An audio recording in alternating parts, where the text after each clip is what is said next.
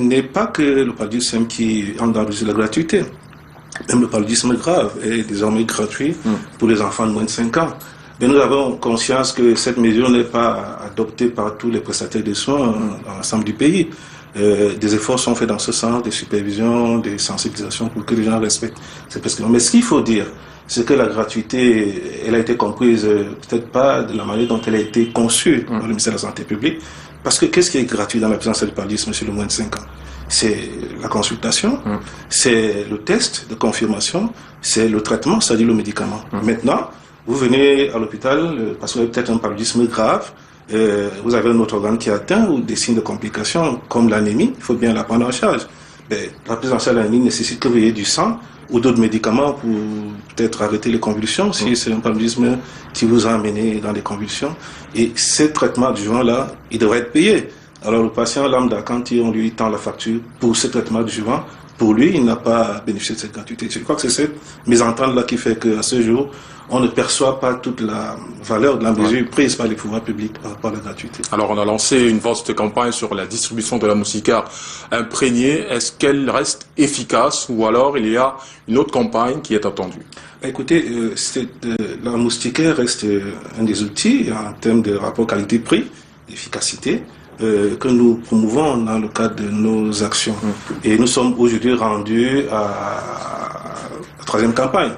La dernière qui a eu lieu en 2015-2016 a porté la couverture en termes de possession de moustiquaires à un peu plus de 70%, mais malheureusement, les populations ne les utilisent pas suffisamment. On a un taux d'utilisation qui est dans l'ordre de 60% à peu près. Ça n'est pas satisfaisant.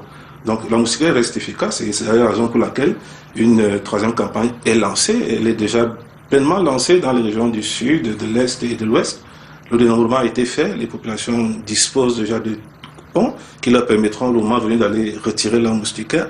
Donc, et puis suivant la phase 2 qui va enrôler les septentrions, c'est-à-dire la région de l'extrême nord, du nord et puis la Damawa.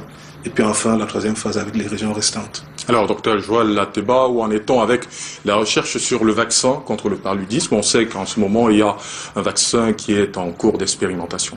Écoutez, je vais venir vous parler certainement du Mosquirix.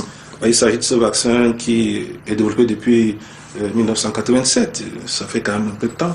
Il a le temps de passer par toutes les étapes nécessaires pour qu'il soit validé.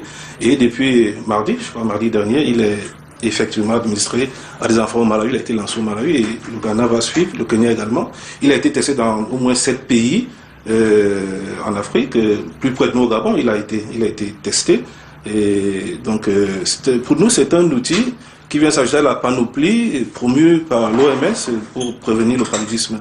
Donc, en notre sens, ce vaccin n'a de sens que quand il est mis en coaction avec les autres outils, les autres stratégies développées, comme la moustiquaire imprégnée d'insecticides, comme la pulvérisation intradomiciliaire, ainsi de suite, ainsi de suite.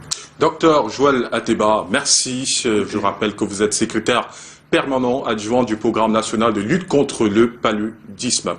Eh bien, direction le centre des urgences de Yaoundé où un accidenté a perdu la vie après amputation de sa jambe. Le problème survient lorsque la famille du défunt reçoit le corps sans la jambe amputée, conséquence grosse colère de la famille au Curie. Les détails avec Delphine Fonco.